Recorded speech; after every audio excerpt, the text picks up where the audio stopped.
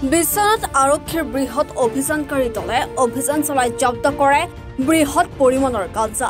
2 গাঞ্জা সৰবৰাহকাৰীক আটক কৰিবলৈ সক্ষম হয় আৰক্ষীয়ে।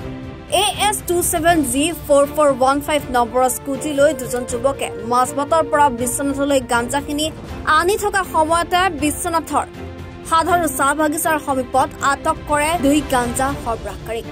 আৰক্ষীৰ বিশেষ অভিযানকাৰী দলটোক গাঞ্জা সৰবৰাহকাৰীয়ে প্ৰত্যক্ষ কৰি স্কুটি এৰি চাহ বাগিচাৰ ফালে পলায়ন কৰিবলৈ চেষ্টা কৰে যদিও অভিযানকাৰী দলটোৱে খেদি খেদি আটক কৰিবলৈ সক্ষম হয় গাঞ্জা সৰবৰাহকাৰীক। গাঞ্জা সৰবৰাহকাৰী দুটা আসিফ খান আৰু সাকিৰ আলী। প্ৰায় 8 কেজি গাঞ্জা উদ্ধাৰ কৰা 2 গাঞ্জা সৰবৰাহকাৰীক ইতিমধ্যে আৰক্ষীয়ে সোধপোছ অব্যাহত ৰাখিছে। দুজনে বাইকত মানে গাঞ্জা লৈ এফালে পদমণি ৰাস্তা হৈ সোমাই পেলাই আমাৰ এই চাকমৰটো বাগানৰ ভিতৰে আহি গেটৰ ওচৰত মানে আহোঁতে তেখেতসকলৰ পিছে পিছে পুলিচৰ মানুহ লাগিছিলে চিভিল ড্ৰেছত, আৰু তেখেতসকলে ধৰিলে আৰু আমাৰ গাঁৱৰ ল'ৰাকেইজনে সহায় কৰিলে। আৰু আৰু কেজি আছে কিবা গম পাইছে নেকি? অনুমান কৰিব পৰা নাই, 10 কেজিমান হ'ব, ডাঙৰ টোপোলা হয়। ক'ৰ পৰা ক'লে আনি আছো কিবা গম পাইছে? মাজবাটৰ পৰা আহিছে বোলে।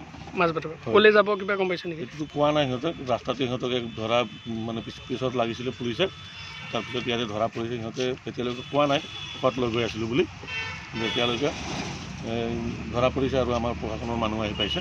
তেখেতসকলে কি ব্যৱস্থা কৰিব তেখেতসকলে জানে।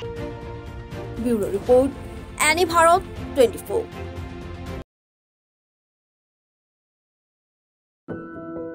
এনি ভাৰত 24ৰ প্ৰথম প্ৰয়াস জুবিন গাৰ্গৰ গীতৰ প্ৰতিযোগিতা।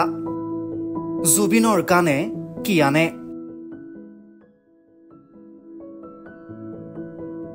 অডিশ্যনৰ বাবে যোগাযোগ কৰক 8638661821 আৰু 8812831556 নম্বৰত। এনি ভাৰত 24 উদ্যোগত এটা নতুন সংগীতৰ প্ৰতিযোগিতা আয়োজন কৰা হৈছে, য'ত মোৰ গানৰ প্ৰতিযোগিতা হ'ব।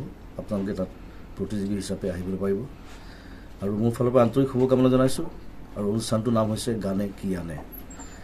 সকলোকে মৰম জনাইছোঁ, সকলোৱে আহক, ইয়াত অংশগ্ৰহণ কৰক। Thank you very much.